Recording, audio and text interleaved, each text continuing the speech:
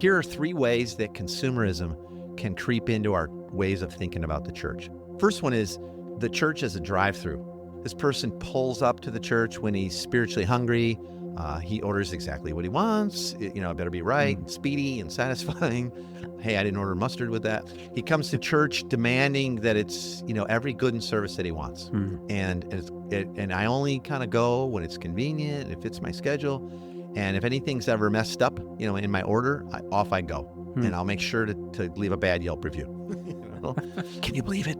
Look at this parking lot. It's so full. It's packed. I mean, we had to walk. Like you ever been to a Walmart? Or can you believe they didn't make me a deacon? Come on. Like, we've been given, we're here, Yeah. Or we're out of here. I just wanted a mountain bike adventure ministry funded by the church with all my best friends. Is that too much? Yeah. Okay. So, and those people generally kind of just boing around between different churches trying to satisfy their current hunger for whatever, better preaching or worship or like a different community. Like, I'm single, so I need, or I'm single again, or, some special ministry. And they're actually not that committed. It's completely what's in it for me.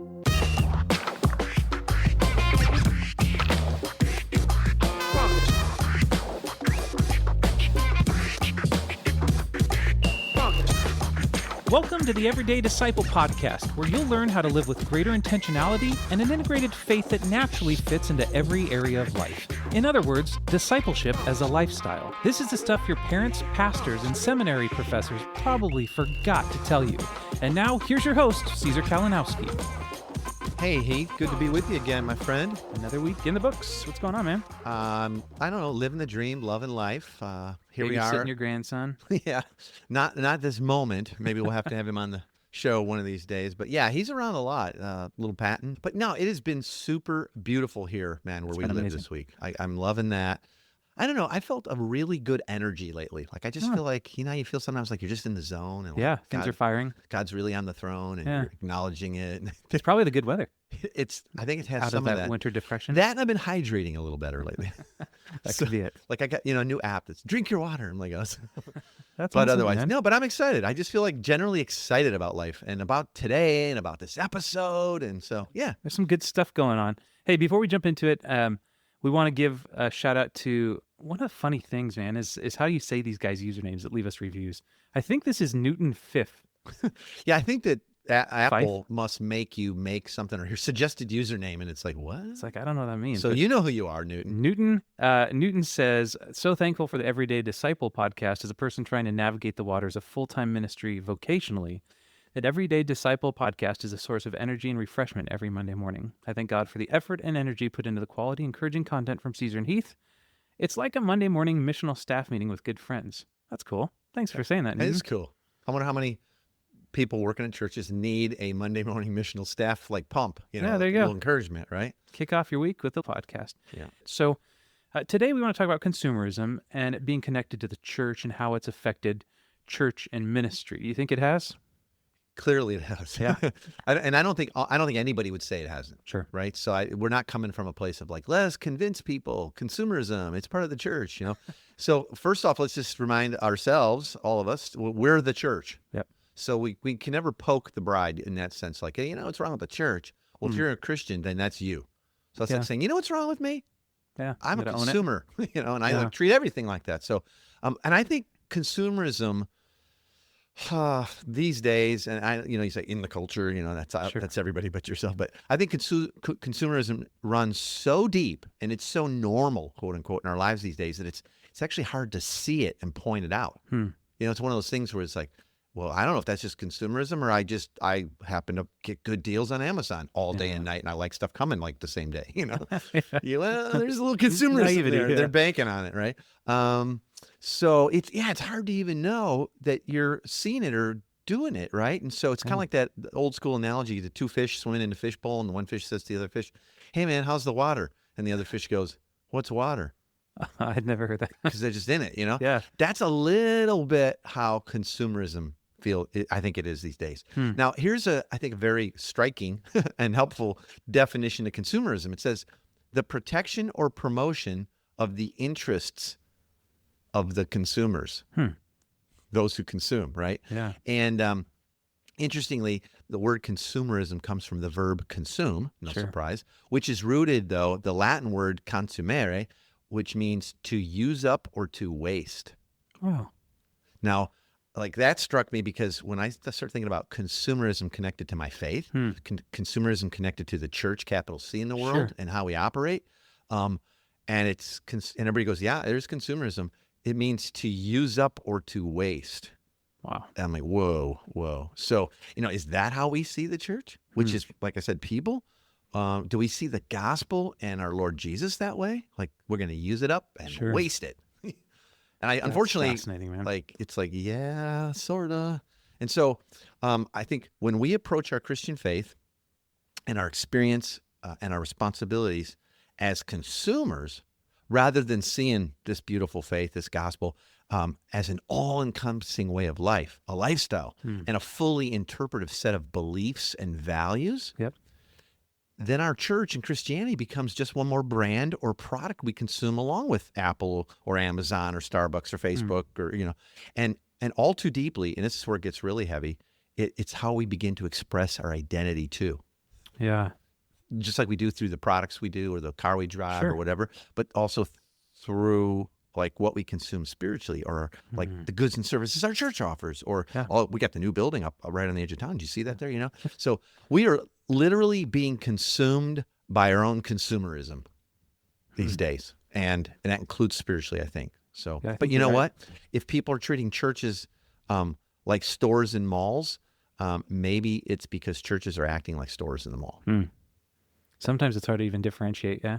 Like I've been at a couple churches where it's like, is this a Starbucks with a really good TV system and a live band? Because they actually have the Starbucks served there. And it's like, you're actually pulling people out of culture. You're like, hey, don't worry about going to local coffee shop. Researching this, I saw some articles where the graphics in it, I thought, no, wait a minute. Is that all those escalators and people? Is that that's the lobby of XYZ church? I've been there, or is that the mall? Wait a minute. Yeah, I know. I know that you and I have both seen the ramifications of consumerism in our communities and even in the churches that we serve or have served. Maybe you wouldn't mind taking a few moments giving us some ways that consumerism might be sneaking in without us even noticing. Where maybe are you seeing it the most? Well, that's take a few moments. Yeah. That's kind of the crux of it. Well, let me say first, I think there's the goods and services side of the consumerism. Okay. Like just the way we treat it that way, and I'll dig that out a little bit. But then there's also the second side, which I'll get to in a minute, where it's like the consumerism around the gospel and how we've even framed it and proclaim it and come to understand it. So that's really bad. Okay, first, the goods and services side. Here are 3 ways that consumerism can creep into our ways of thinking about the church. And I like the way the blogger Justin Carl broke this down. So, I'm kind of whiffing off of some of his speed here. But first one is the church as a drive-through. This person pulls up to the church when he's spiritually hungry. He orders exactly what he wants. It better be right and speedy and satisfying. Hey, I didn't order mustard with that. He comes to church demanding that it's every good and service that he wants, and I only kind of go when it's convenient, if it's my schedule, and if anything's ever messed up, in my order, off I go, and I'll make sure to leave a bad Yelp review. Things like, can you believe it? Look at this parking lot. It's so full. It's packed. I mean, we had to walk. Like you ever been to a Walmart? Yeah, exactly. Or can you believe they didn't make me a deacon? Look come on. Like we've been given, we're here, Yeah. Or we're out of here. I just wanted a mountain bike adventure ministry funded by the church with all my best friends. Is that too much? Yeah. Okay. So, and those people generally kind of just boing around between different churches trying to satisfy their current hunger for whatever, better preaching or worship or like a different community. Like I'm single, so I need, or I'm single again, or, some special ministry. And they're actually not that committed. It's completely what's in it for me. So it's kind of church's drive-through. So I thought that was a cool way of saying it. Second thing is church as garbage collector, like you put your garbage on the curb on a certain day each week, right? Yep. We did that yesterday. And then somebody shows up and they collect it, right? It's taken away and the truck takes it and speeds away and you just kind of hear the noise and that's how you know it happened. Then you go get your can, right? And sometimes I think we treat church like the garbage collector. When a person has enough junk in their life, and it's starting to smell, Yeah. and get nasty, and other people notice it's piling up. Yeah. Then we drag that spiritual, emotional, relational garbage out to the curb. Hmm. And then we expect the church to pick it up and make it all go away. Yeah. And in some ways, church is the place to bring your junk, being the church's Sure. people. But this kind of all take and no give, sort of understanding of the church, because it's a family, that's not what life in the kingdom's about. So we kind of are just thinking, I go to the church, and I think this mirrors how we treat God, Yeah.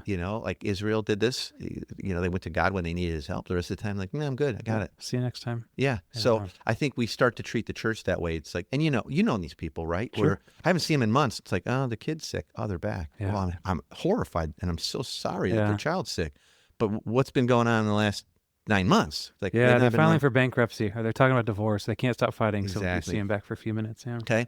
And here's another third way that we sort of consumerize the church. We treat it like the tax man or like the IRS. And these people. This person. They're a member of the church. They've probably done the class, signed up, and he or she tithes their money and their time when it works for them. So they're not 100% consistent. I forgot this month, and then I went on vacation, but I'm not catching up. Don't worry about it. They agree with the sermons. They're stoked to follow the church on their Twitter account. They even show up for sometimes men's retreat or this or that, right? Sure. Sometimes. But it's kind of superficial. Their heart is really far from loving the church and loving the people and being consumed with what God's done in my life and what he's doing in everybody else's life. And what does God want me to be a part of this and his blessing and all that. And they think secretly, I think they're like, I don't really need this, but it's what a good Christian like me does. Sure. Okay. So That makes sense, man. I think that's sort of, kind of a fun way, and kind of a poke a little bit in our chests of how we consumeristically treat the church from a goods and services standpoint. Yeah. It does make a lot of sense. Right? But then there's the more ominous, sort of hideous side of it. Okay. Let's go there. Yeah. Within the church. And it's where we actually let consumerism shape our relationship with Jesus and how the gospel's presented and taught. And I think this is probably what led to the other stuff, like a false little tiny consumeristic me-focused gospel, that the church is serving up as that's our prime product is the gospel. Yeah. But if we do it like we're a mall, well, that's no wonder people treat us like a mall. So let me ask: is the gospel say a prayer, and really mean it, and then all your dreams will come true? Joy, peace, intimacy, happiness, prosperity. Like a Disney movie. Yeah, right. like, is that what the gospel is? Like, hey, way. and we've all seen it before. The guy that walks into the worship gathering. Maybe you're listening today, and it's like, I met this guy this weekend again. He walks into the worship gathering. His life's falling apart, and he has no real meaningful relationships. Kind of blown all that, and he's given his life maybe over to abusive substances, substance abuse and all. His life sucks, and he comes to your community, comes to your church service because he's got nowhere else to go. Maybe there's something there. He's looking for something. And he begins to reveal the horrible hell that he's been living through. And he knows his life's going nowhere. And that's when we finally speak up. We go, say this prayer and you'll be saved. And he may continue living like hell, but at least he won't die in hell. Yeah. And we feel, we pat ourselves in the back. We check the box, another one, right? And this guy can't believe it's so simple. He can't believe it's so easy and it's quick. It's so quick. And he jumps at the opportunity because, like I said, he's got no other opportunities. He feels like, his life is hell. It's kind of like the BOGO, the buy one, get one free offers. The free meal. Like, I want what I want. And I want it now, Yeah. But is that the true gospel? Not at all, man. Or is the gospel actually about an ongoing relationship with God and his son Jesus and his family, where you experience your needs met through the dying to self and participating in a new life, the life that God always intended for you, through living in community and giving yourself away? Yeah. Not on your preference, not on, but on God's and on the needs of others around you. And then receiving something of great value, something true and precious that has already been bought for you. Yep. Already paid for, by God. It's taken care of. Yeah. Yeah. Not trying to temporarily get warm fuzzies through stuff and programs or the coolest worship experience and best band. See, I think, Heath, that consumerism like that leaves us starving because it's false. It's counterfeit. Yeah. I agree. And it's a cheap filling of our sort of spiritual stomachs and or our attention at the moment. You know, like, well, I don't know, maybe it's like people that are quote Christians, but then they'll go off for a year or two crazy into end time stuff. Sure. You know what I mean? Or they'll go crazy off into like deep forms of meditation, almost, you know, hinging on, whoa, I think that's leaning out of the God. You know what I Yeah, mean? sure. Because they're always sort of the itching ear syndrome, right? And, you know, we try and fulfill all of life's most basic needs and desires with everything and anything but God or the latest version of it, you know? Sure. And in ways that, and choosing our own preferences and timing and commitment. But I just want to remind us, Jesus already came and he is deeply committed and his ways are higher than ours. And, you know, think about it. The essence of sin is actually replacing of God's ways for our own ways, right? Think back to the garden. Yeah. It goes, back to Adam and Eve. So whenever we start to replace what God wanted to fulfill in our lives with everything else, even if it's churchy stuff, but not him, his life, his community, his family, we end up starving. Yeah, you're right, man. Even as you're talking, we've started, so one of the aspects of the show that I really love is that we try to get people to think more about the thing behind the thing, not just not just like, oh, I've got blisters on my skin, I got to fix that. That's It's like, no, bad. there's something else going on underneath. And as you're talking here, I'm starting to see some kind of common currents of what might be going on as the thing behind the thing. What do you think it is? I mean, selfishness is the thing that first comes to my mind. Like, you know, it's that I need to be pleased. I need love of self. Yeah, absolutely. Okay, so love of self is behind consumerism of every kind. Yeah. Right? Yeah. Be it like, you know, every 2 years, even before the lease is up, I get a new car. You know what I mean? I'm always worst deal after worst deal because I've never paid off the last one and I'm just signing up for the next one. Yeah. It's love of self. It's that immediate gratification. Yep.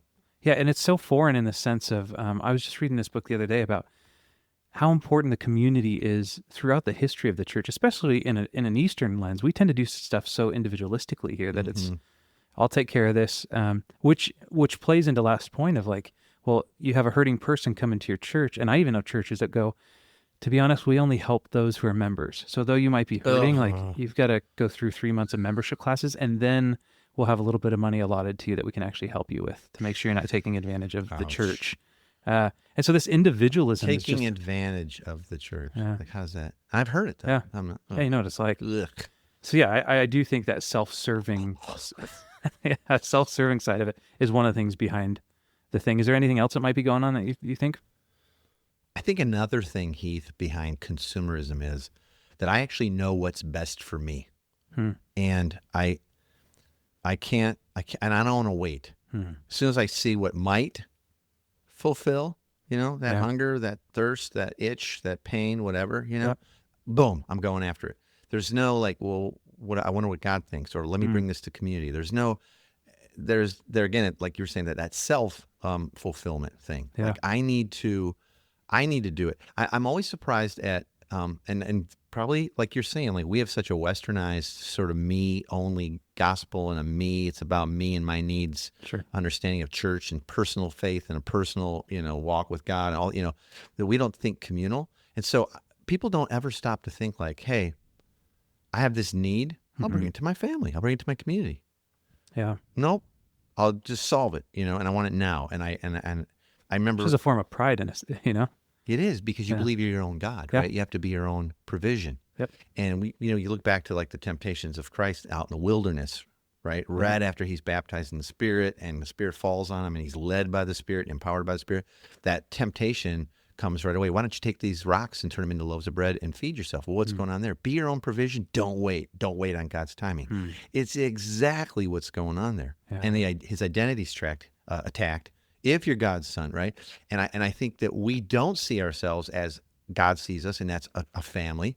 And we have very individualistic, selfish, you know, desires in life.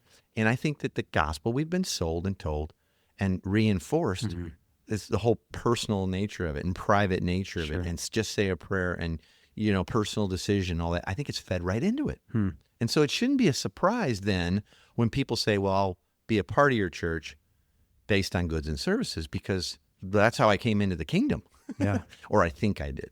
Right. Well, a lot of times too, when you ask like, hey, what led you to join our church? It was like, well, it really fits the needs of our kids, really fits the needs of my family, rather than this Boom. mindset of, Yeah, how can I I pour saw last into? summer when you guys put out all those slides and that whole water park thing right Yeah. out in front on the road. And I thought, man, that looks like a lot of fun. And my kids kept asking to go. Like, when can we go there? I'm like, well, you don't even. It's a church, honey. He's like, well, can't we go to church? Like, I guess we can. They got slides. So how do you think that Have now you that seen those? yeah, absolutely. Yeah.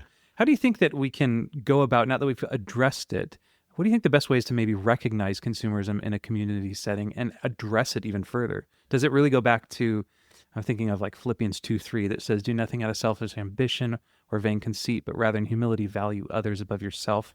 Is that a good launching pad for us? It is. Obviously, that's a beautiful, Paul speaking in Philippians there, like, don't do anything out of selfish ambition. There, I think he's talking about how you address others. But even personally, it's right on, because what's your selfish ambition? But how do you recognize it? Well, let's start with, how do you recognize it in yourself? Okay. How do you recognize it yourself? Well, I jump around to a lot of churches. I've been to a lot. I've been wounded by a whole lot of churches, quote unquote. Really, I just didn't get what I wanted. Yeah. Right. I leave when I disagree with what the pastor's saying. That's right. Yeah. And I can remember as a young disciple, and people were leaving the church and coming and going, and I loved the pastors, and the pastorate and all. They weren't perfect and all that, but I remember thinking to myself, there's two choices here always within the church. Maybe I'm right and they're wrong. Okay. Maybe they're right and I'm wrong. But if I leave and boing out of here to the next, better looking option, so to speak, I'll never know and get corrected if I was in fact wrong. Yeah.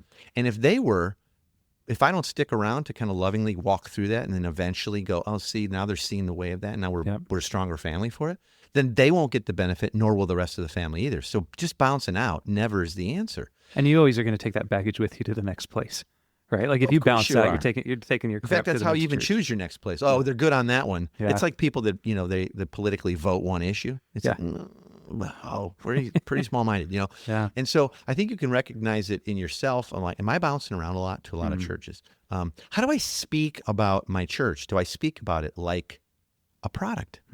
Like, you want to recognize it? How do myself and other people talk about it? Like, do we talk about like, oh my gosh, the gospel transforming this, and this person's whole life is transformed, and they, when they were doing that, was so much just like God. Didn't it look just like Jesus, like on earth here with us, like living out through, Or do we talk about it like it's a building? Right? Absolutely. It's a store, it's a mall. Do we talk about primarily the programming? Do we talk about, I'm running late for the service, like I got to get serviced, I got to get my oil changed, tires are rotated, whatever, How do we talk about the church? Do we talk about it like in familial language, or do we talk about it in goods and services? So that's from a personal standpoint, right? There again, going back to maybe how we first came to the gospel. I love what Hugh Halter and Matt Smay wrote in the Tangible Kingdom Primer, which is, we've talked about on different episodes. Yeah.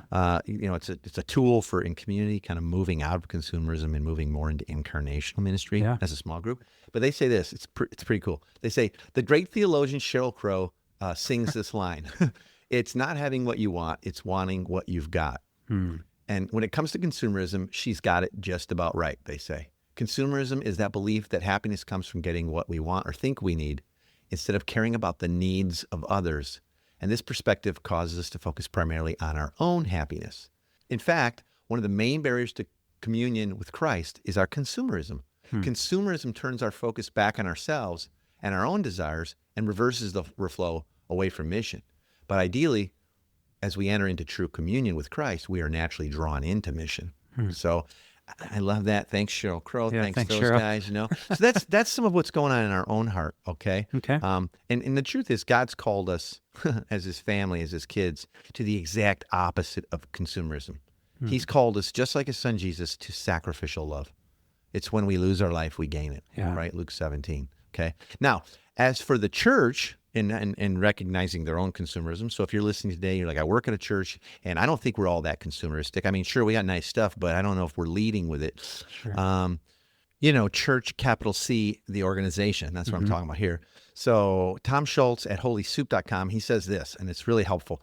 He says, rather than emphasizing a consumption model for worship, the relational church becomes much more participatory. So that's what we're saying, is like seeing the church as family, relational, back and forth, give and take. It's not just consumption, right? Yeah. So rather than seeding competition and comparisons, the relational church looks to cooperate with all who share our common desire to see people grow in the relationship with the Lord. And I think the public, weary of church's competitive spirits, find any open cooperation among Christians to be really attractive. Okay.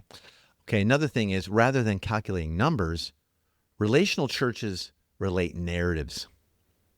Okay. That's good. Rather than citing statistics, they tell stories.